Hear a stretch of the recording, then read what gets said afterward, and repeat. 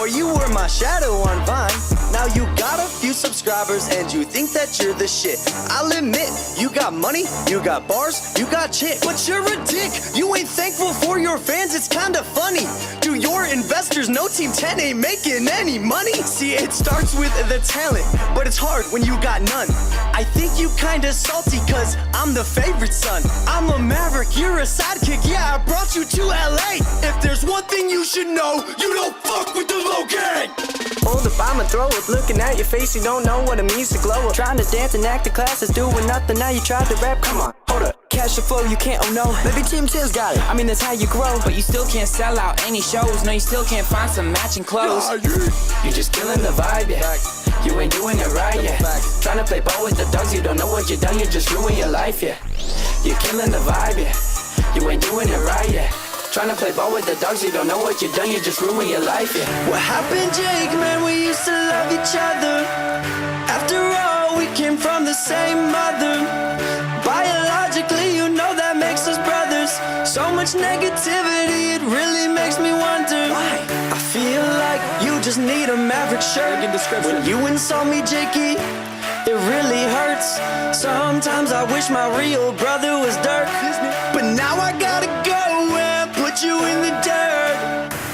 Whoa, wait, what? Hold up, why'd the music stop? Oh, that's Alyssa Violet, used to be your chick. Now she in the low gang and you know she on my team. Those cars ain't yours, man, that shit was just floated. Gun tattooed on your leg, cause she knew you were loaded. I act in movies that your fans watch with their babysitters. I thought you were my boy, yes I have a baby sister. You're trying to be a model, should've kept Niels Visser. Go make another video about who's the better kisser. Is it called Team 10 cause you take 10% of your friends? That's fucked up, Jake. When the contract dies, so does the career, it ends. That's also a fact. Are you mad just cause you couldn't sign the Dolans? They're smarter than you, so you had to replace them with some Spanish twins? Weak. It's every day, bro? Do you give up at night? We 24/7, man, you picked the wrong fight. I'm a savage, you are average, I'm a beast, I'm going wild. This song will be the death of you, about to be an only child.